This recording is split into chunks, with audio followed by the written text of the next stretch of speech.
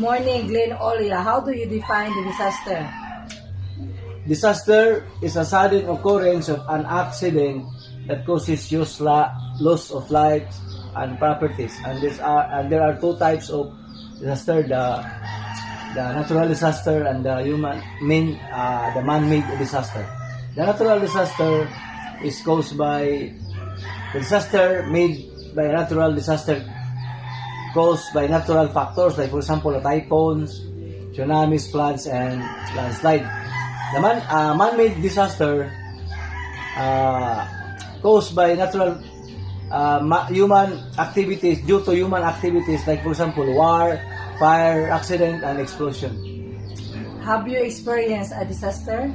Yes. What did you do? In our area, like a flood, because our area is in flood area, I do immediately evacuate together with my family.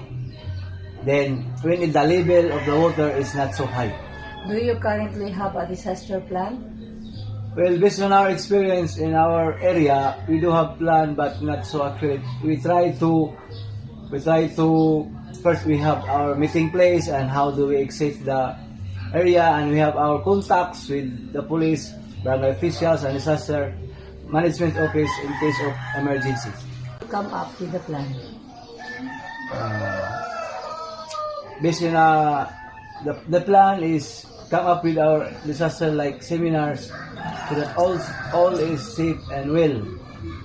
Is the whole family informed about this plan? Yes, ma'am. And we together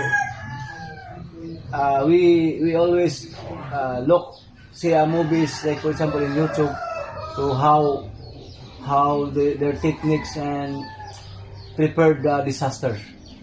Do you have a disaster emergency kit if ever a disaster may come in the future? Yes, in our house we have first aid kit, and I have our bags like the foods, clothes, and ropes, flashlights, and life jacket, and also, for example, also the transportation. Are you prepared? Yes, always. How important is it to have a disaster emergency plan? It is important to have an emergency plan so that our family and every one of us know how they do when the disasters comes, and how to be prepared. Then when it comes, we will not rattle and go other. It is important to have an emergency plan, a disaster emergency plan. Thank you, and